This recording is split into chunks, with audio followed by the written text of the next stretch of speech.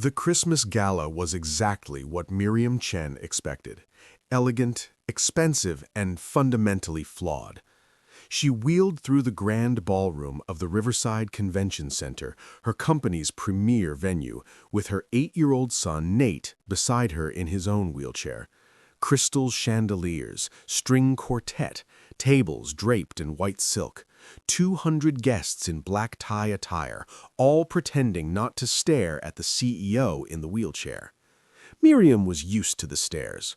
3 years post-accident, she'd built a $4 billion event technology company from her wheelchair, proved that disability didn't mean inability, became the face of accessible luxury events.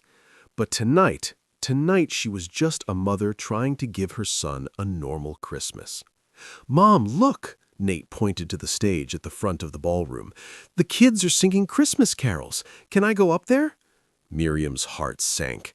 She'd seen the stage setup earlier, knew what was coming. "Let's get closer so you can see better," she said, wheeling toward the stage. The children's choir was arranged on risers, 20 kids in red and green, singing Silent Night. Parents stood at the sides, filming on phones, beaming with pride. It was beautiful, perfect, except for the 5 stairs leading up to the stage. 5 stairs, no ramp, no accessibility, in her own company's flagship venue. Nate's face fell as they got closer. He was 8, old enough to understand barriers when he saw them. "The stairs," he said quietly. His small hands gripped his wheelchair wheels. "I can't." "I know, baby. I'm sorry. We can watch from here. You can still see. But I wanted to sing too." His voice was so small. "Poppy said I could stand next to her. We practiced." Miriam looked at the stage, at the stairs, at her son's face, and felt the familiar rage. The rage that came from knowing that wealth, power, and influence couldn't overcome basic architectural failures. She'd built an empire on accessible event technology, but she couldn't get her own son on a stage. "I'm sorry," she said again. The words felt useless. Across the ballroom, a man in a slightly too formal suit jacket watched them. He had a yellow work jacket draped over his arm, incongruous at a black tie event, but somehow fitting. His daughter, maybe 7 years old, stood beside him in a red velvet dress, clutching his hand nervously. The man, Lucas Brennan, carpenter, widower, father, saw what Miriam couldn't see from her angle, the backstage, the storage, the equipment. And he saw something else, tables, risers, scenic platforms waiting to be assembled for the next event. He looked at the boy in the wheelchair, at the mother's face, at the stairs separating them from dignity. He didn't ask permission, didn't announce his plan, didn't wait for approval. He just handed his daughter to a nearby parent with a quiet, "Watch Poppy for a minute," and walked backstage. 20 minutes later, Miriam was still at the front of the ballroom with Nate when she heard something. Movement, the sound of wood sliding against wood. "What's that?" Nate asked. "I don't know." And then she saw it. A man emerging from backstage, positioning something at the side of the stage. A ramp. Not professionally built, not permanent, but functional. A temporary ramp constructed from what looked like folding tables and scenic risers, covered with black cloth to match the stage draping. The man, the one with the yellow jacket, stood back, tested the ramp with his own weight, adjusted something, then turned toward Miriam and Nate. "Hey," he called quietly, "you wanted to sing, right?" Nate's eyes went wide. Can I?" "It's a ramp," said the man simply. "It's temporary, but it'll hold. Want to go up there?" Miriam stared at the ramp, at the stranger, at the solution that had appeared in 20 minutes when her own company had failed to provide one in 3 years of operation. "Who are you?" she asked. "Lucas Brennan. My daughter's up there singing. Figured your son should be able to sing too." The ballroom had gone quiet. The children's choir had finished Silent Night. People were watching, whispering, filming. "Can I, Mom?" Nate's voice was hopeful, scared, excited. Miriam looked at the ramp, at Lucas, at her son. And yes, she said, go. Nate wheeled himself toward the ramp, slowly at first, then faster. The ramp held. He wheeled up onto the stage, onto the same level as the other children, and a little girl in a red dress ran over to him, smiling. "Nate, you made it! Stand next to me!" The choir director, recovering from surprise, started the next song, Joy to the World. And Nate, her son, her beautiful boy, sang. From his wheelchair, on the stage, with everyone else. Miriam felt tears on her face. She turned to thank Lucas, but he'd already disappeared back into the crowd, yellow jacket over his arm, like he'd done nothing extraordinary at all. Subscribe to Becca's Stories. Our mission is to inspire your life and brighten your day through powerful narratives of transformation and human resilience. Now, back to the story. After the performance, Miriam searched the ballroom for the man with the yellow jacket. It took 15 minutes to find him, standing near the dessert table with his daughter. "Mr. Brennan," Miriam said, wheeling over. "Lucas." He turned. Up close, she could see he was maybe late 30s. Tired eyes, calloused hands. The suit jacket didn't quite fit, borrowed or old. But there was something solid about him, competent. "Ms. Chen," he said, "your son has a good voice." "Thanks to you," Miriam replied. "That ramp, how did you build that so fast?" Lucas shrugged. "Carpentry, it's what I do. I saw the tables backstage, the risers. Figured they'd work. It's not code compliant or permanent, but it got the job done." "You didn't ask permission. Would you have given it?" Miriam considered this. "Probably not. Liability issues, insurance, venue policy." "Exactly," Lucas said. "Sometimes asking permission just means accepting no. I didn't want to accept no." Beside him, his daughter tugged his sleeve. She was small, maybe 7, with light brown hair and a shy expression. "Dad, can we go now?" "In a minute, Poppy." He looked at Miriam. "This is my daughter. She was in the choir, Nate's friend." "Poppy," Miriam said warmly, "you have a beautiful voice too." The girl ducked behind her father. Lucas smiled slightly. "She's shy, still getting used to being around people without her mom. We lost Poppy's mother 2 years ago, cancer. Poppy was 5. These events, performing, it's hard for her, but she's trying." "I'm sorry," Miriam said. "That must be—" "It is," Lucas said simply. "But we manage, right, Poppy?" The girl nodded, not coming out from behind him. Miriam studied Lucas. "What do you do, for work, I mean, besides emergency ramp construction?" "Freelance carpentry, renovations, custom builds, repairs, whatever people need. It's not glamorous, but it pays the bills." An idea was forming in Miriam's mind. A good idea, maybe a great idea.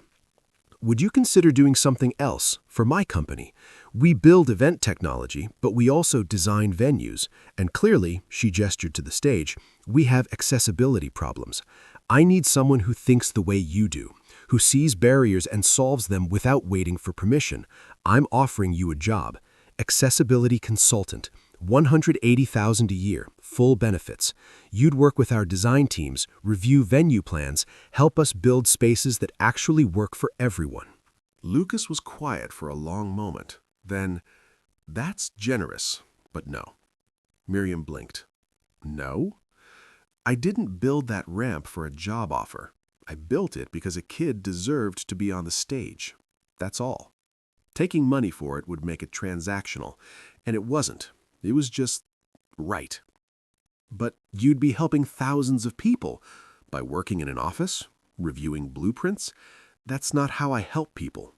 I help people by showing up, by seeing problems and fixing them with my hands, on site. That's what I do. That's what works." Miriam felt frustration rising. "You're turning down a life-changing salary because— what? Because you don't want to work in an office?" "I'm turning it down because I already have a life," Lucas said gently. "Poppy, my work, my community. I'm not looking to change it. I'm looking to live it." "But," he paused, "if you want a partnership instead of an employee, I'd consider that." "What kind of partnership?"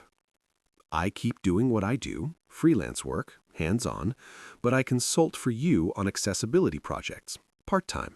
You pay me for my time, not my life.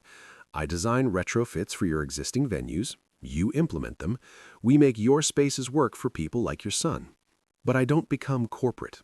I stay where I am, where I'm effective. Miriam considered this. It wasn't what she'd envisioned, but maybe it was better. Okay, partnership. On your terms. We'll figure out the details. But Lucas, why? Why did you really build that ramp? Lucas looked toward the stage, where children were climbing down, laughing. My wife, Poppy's mom, Tessa, she had cancer for 2 years before she died. Near the end, she was in a wheelchair, couldn't walk, and I watched her get excluded from things. Small things. A step into a restaurant, a stage at Poppy's preschool graduation. Barriers that didn't need to exist, that were just thoughtless, lazy design. And I swore after she died that I'd never walk past a barrier if I could fix it. Your son wanted to sing. The barrier was fixable, so I fixed it. That's all. Miriam felt her throat tighten. Thank you. For seeing him. For seeing the problem. For not walking past. You're welcome, Lucas said. Now, if you'll excuse me, I need to get Poppy home. She's exhausted, and I have work in the morning. He started to leave, then turned back. Miss Chen, Miriam, that ramp I built, it'll hold through the end of the night, but it's not safe long term. You should get a real one installed, permanent, for next year's gala, for every event. Your son shouldn't have to rely on someone like me showing up. You're right. We will. We'll start with this venue, then expand to all our properties. I promise. Lucas nodded. Then he took Poppy's hand and disappeared into the crowd. Miriam sat alone for a moment, thinking. A carpenter had just solved in 20 minutes what her multi-billion-dollar company had failed to solve in 3 years. Maybe it was time to rebuild from the ground up. 3 weeks later, Lucas stood in Miriam's office, technically accessible, actually intimidating, looking at architectural plans spread across a conference table. This is the Riverside Convention Center, Miriam explained, the venue where we met. I want to retrofit it completely, add permanent ramps to all stages, accessible seating that's actually integrated, not segregated in the back, adjustable height counters, better signage, everything. Lucas studied the plans. Who designed the original space? A firm we hired 5 years ago, before my accident. I approved the designs without thinking about accessibility. Didn't occur to me it mattered. Then I ended up in a wheelchair and realized everything I'd built was broken. It's not broken, Lucas corrected. It's incomplete. There's a difference. Broken means unusable. Incomplete means it works for some people but not all. We can finish it. How long would it take to retrofit the convention center? 6 months if we do it right, longer if we rush and mess it up. Accessibility isn't about slapping on a ramp. It's about integrating access into the design so it's invisible, natural, not an afterthought. 6 months, Miriam repeated. The board won't like that. We have events booked. Then book them at other venues, or do partial retrofits between events. But don't half-ass this. Your son deserves better. Every kid like him deserves better. Miriam smiled slightly. You're very direct. I'm honest. It's faster. Over the next 2 months, Lucas and Miriam worked together regularly. He'd come to her office twice a week, review designs, point out problems, sketch solutions. He taught her things she'd never learned in business school, load-bearing requirements for ramps, the psychology of accessible design, the difference between code-compliant and actually usable. And slowly, Miriam started to see spaces differently, not as aesthetic compositions, but as barriers or gateways, inclusive or exclusive, welcoming or hostile. You're thinking like a designer now, Lucas observed one afternoon. They were walking, well, he was walking, she was wheeling, through the convention center, reviewing the first phase of renovations. I'm thinking like someone who actually uses the space, Miriam corrected. There's a difference. Before the accident, I designed for aesthetic, for prestige. Now I designed for function, for dignity.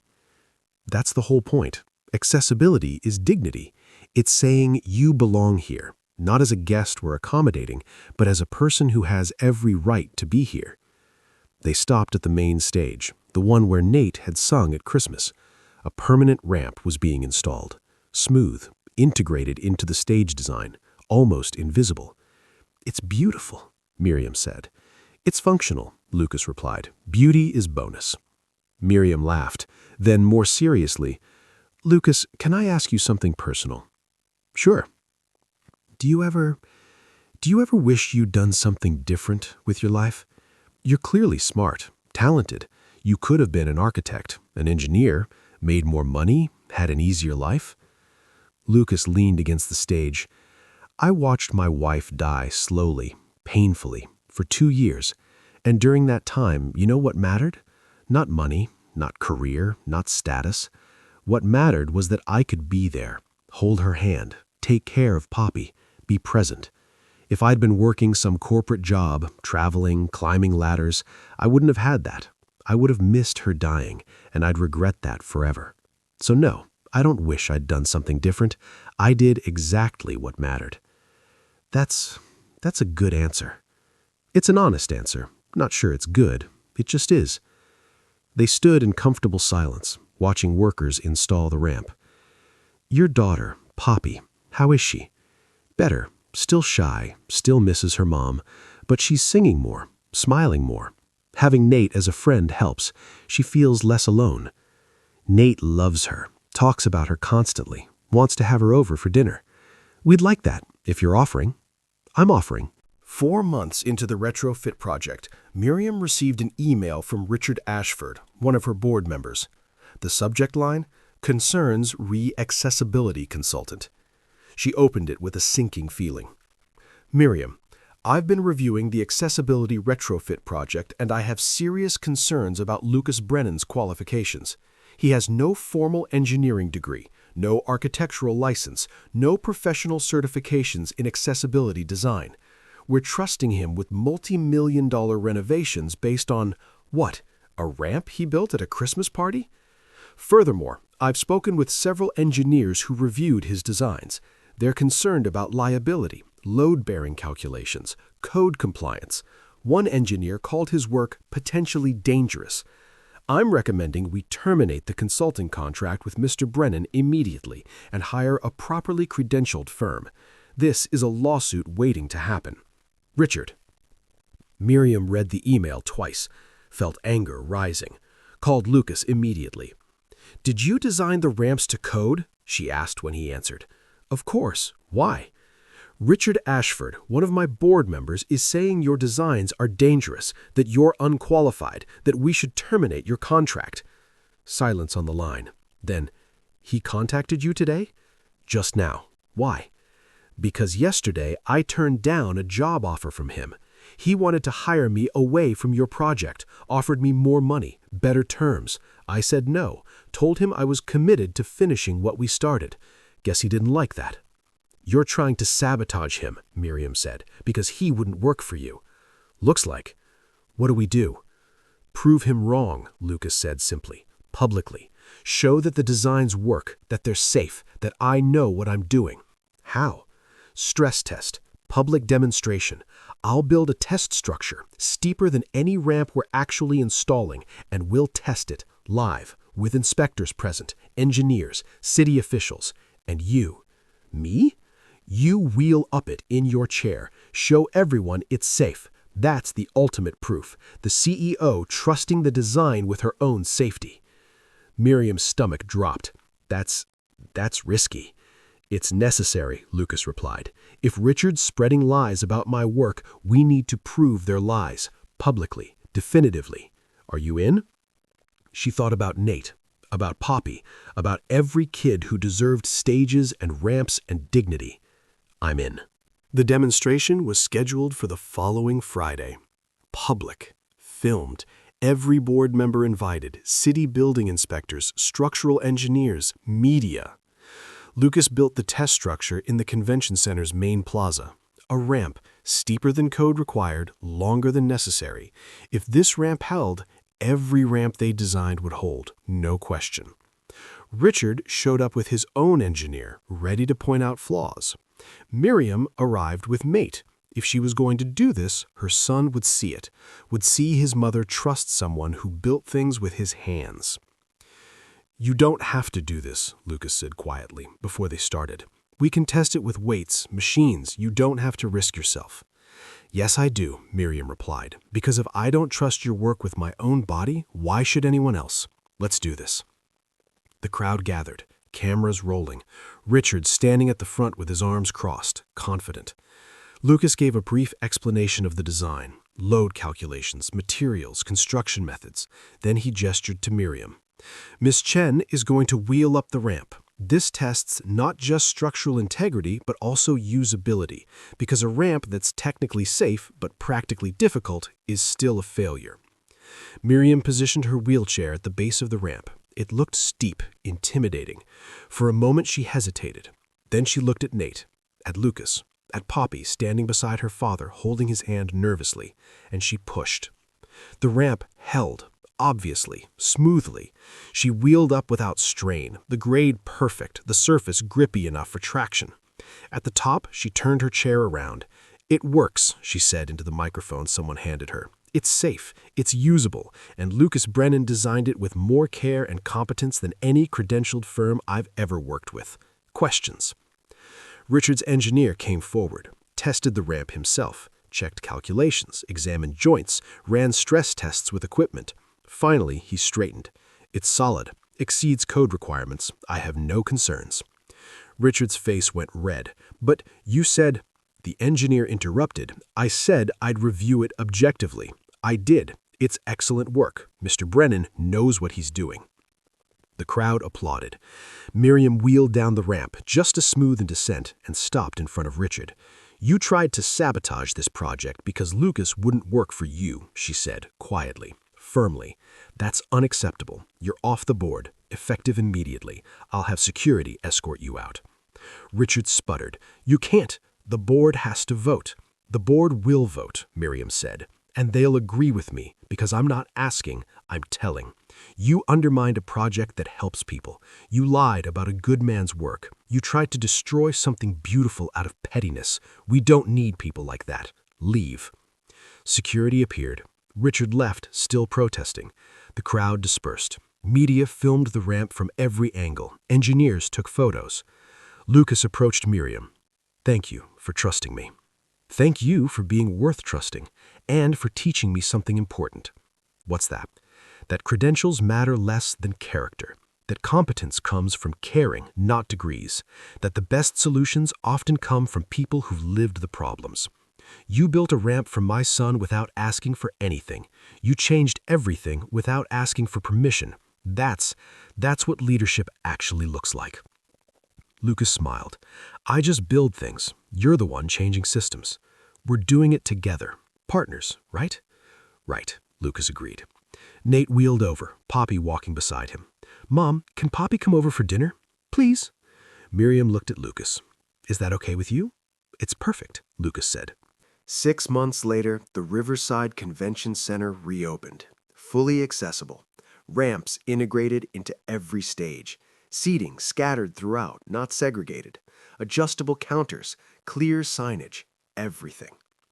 The reopening event was another gala, less formal this time. Families invited, children everywhere. And on the main stage, the stage where Nate had sung at Christmas, a children's choir performed again. This time, 3 kids in wheelchairs were on stage, including Nate. No one stared, no one filmed it like it was unusual. It was just normal, the way it should always have been. Miriam sat, at the back of the ballroom with Lucas. They'd been working together for 9 months now. The convention center was just the first project. They had 4 more venues in the pipeline, and the city had passed a mandate. All public event spaces had to meet enhanced accessibility standards, Lucas's standards. "We did it," Miriam said. "Changed the whole system." "You did it," Lucas corrected. "I just built some ramps." "You built more than ramps. You built dignity for thousands of people. That matters." Lucas watched his daughter on stage, singing. Confident now, not shy anymore. Nate was beside her, wheelchair positioned center stage, singing harmony. Poppy's different now, braver, happier, because she saw what happens when you don't wait for permission to do what's right, when you just act. I think Tessa would be proud. She would be, Miriam agreed, and so would everyone who uses these spaces now. You've given them something they shouldn't have had to ask for, but I'm glad you gave it anyway. They sat, in comfortable silence for a moment. Then Lucas said, Miriam, can I ask you something? Always. What are we doing? This partnership, this friendship. Nate and Poppy are basically siblings now. You've been teaching Poppy about business. I've been teaching Nate about carpentry. Our families we're merging without planning to. And I need to know, is that okay, or am I overstepping? Miriam looked at him, really looked, at this man who'd built a ramp for a stranger, who'd turned down money to keep his integrity, who showed up twice a week with coffee and blueprints and made her laugh while they redesigned the world. It's more than okay, she said quietly. It's what I want. I just didn't know how to say it, didn't want to assume. But yes, this, us, our families, I want this. If you do, I do, very much. But slowly, carefully, no rushing, for Poppy and Nate's sake. Agreed. Slow, careful. We'll figure it out as we go. Like building a ramp, Lucas said with a slight smile. Measure carefully, build incrementally, test before trusting weight. Miriam laughed. Did you just compare our relationship to carpentry? It's what I know, Lucas said. Good structures take time. You can't rush the foundation. Good structures take time, Miriam repeated. I like that. On stage, the choir finished their song. Nate and Poppy wheeled and walked off stage together, laughing. Two kids who'd found each other, whose parents had found each other, whose families were becoming something new. Thank you, Miriam said, for building that first ramp, for not walking past, for seeing my son and deciding he mattered enough to act. You changed our lives. You're welcome, Lucas said. But honestly, that ramp, that was easy. It took 20 minutes. What's hard is what comes after. The daily showing up, the partnership, the slow building of something that lasts. That's the real work. Then let's do the real work together. Together, Lucas agreed. They watched their children disappear backstage, already planning their next adventure. Two kids who would grow up knowing that barriers were temporary, that dignity was permanent, that the world could change if someone cared enough to build a ramp. And two adults who were learning the same lesson, slowly, carefully, measuring twice and building once. One ramp at a time. The city's accessibility mandate had changed everything. 12 major venues retrofitted, hundreds of smaller ones upgraded, thousands of people with disabilities attending events they'd been excluded from before. Lucas still did freelance carpentry, still wore his yellow jacket, still refused to take a corporate job despite multiple offers. But he consulted on every major accessibility project in the city now, and he'd started teaching workshops, showing other carpenters how to build accessible structures, multiplying the impact. Miriam's company had become the national leader in accessible event design, not because of technology, but because they'd learned from someone who built with his hands and thought with his heart. On Christmas Eve, 1 year after the first gala, they gathered for dinner. Miriam, Lucas, Nate, and Poppy. A blended family forming slowly, carefully, measuring twice. Remember last year, Nate asked, when Dad built the ramp so I could sing? Lucas isn't your dad yet, buddy, Miriam said gently. But he will be, right? Nate looked between the two adults hopefully. Because I want him to be. And Poppy wants you to be her mom, right, Poppy? Poppy nodded shyly, if that's okay. Miriam and Lucas looked at each other, smiled. Someday, Miriam said, when we're ready, when everyone's ready. But for now we're family anyway. Ramps don't make stages accessible. People do. And we've built something good here, something that works. Something that lasts, Lucas added, because we built the foundation right. They ate dinner together, laughed, planned, built. And outside, in cities across the country, ramps were being installed, Barriers were being removed. Dignity was being restored. One carpenter had built a ramp for a stranger's son, and in doing so had taught the world a lesson. You don't need permission to do what's right. You just need to act. The rest, the partnerships, the mandates, the love, that comes after. When you measure carefully, build incrementally, and trust the structure to hold. Because good work, like good love, takes time, and it's always, always worth it. If this story touched your soul, you've experienced the power of Becca's stories. Here's a question for you. When was the last time you saw someone being excluded, and instead of walking past, you did something about it? Even something small. Sometimes the most powerful thing we can do is simply act when everyone else is just watching. If this story reminded you of a moment when you chose action over comfort, or when someone built a ramp for you when the world only gave you stairs, share it in the comments. Let's inspire each other. And if this message resonated with you, type this in the comments. Action speaks louder than permission. Subscribe for powerful daily narratives of transformation and human resilience. Where are you watching from? I'd love to know where you're watching us from. Drop your city in the comments. Our mission is to inspire your life and brighten your day through powerful narratives of transformation and human resilience. Until the next story,